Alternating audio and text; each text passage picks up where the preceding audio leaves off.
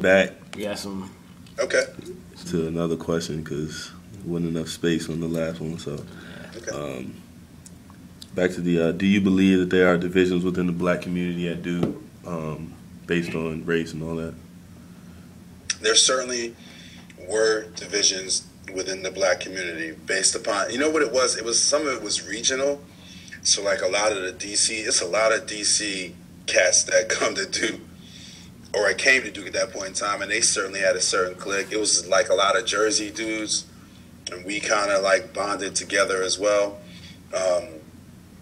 There was some other Southern people and stuff like that, but there was some regional distinctions and there was some class distinctions. But in general, the black community at Duke in the late 80s and early 90s was really tightly knit, man. And I wasn't like responsible for that. I was just a part of it. I came into it that way, and it was really that way when I left in 1993. I mean, it was nothing for us to like hang out with the football team or hang out with Tri-Delts or hang out with Delta Sigma Theta.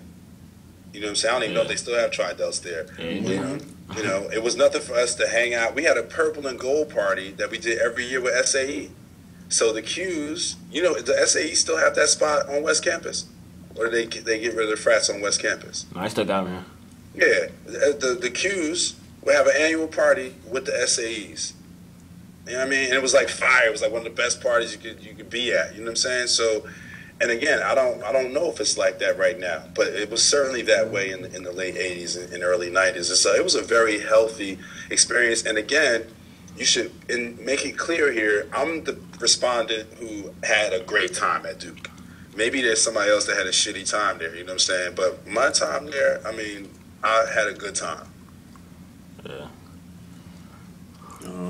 That's pretty much it. I mean, you have anything else? I mean, like you wanted to touch on the. I think DSA one of the weekend. things to think about in this discussion is, the African American community is not monolithic. You know what I mean? Like, and that's what I really learned at Duke is that it's such a wide range of people and people for different experiences and different backgrounds. And the strength of the African American community is that diversity. So, even back then, we used to get kind of mad at some people that we thought, quote unquote, sold out. If you pledged a white fraternity or if you pledged a white sorority or if you were on a basketball team and didn't hang out with us sometimes, you know what I mean? Like it was different ways of people trying to divide the community. But as I look back at it, the real strength of the black community at Duke in the late 80s and early 90s was its diversity. And I'm telling you, check the do-back piece of it. See what some of these brothers and sisters are doing, man. They're captains of every industry. Politics, medicine, law, media, the academy, film, TV.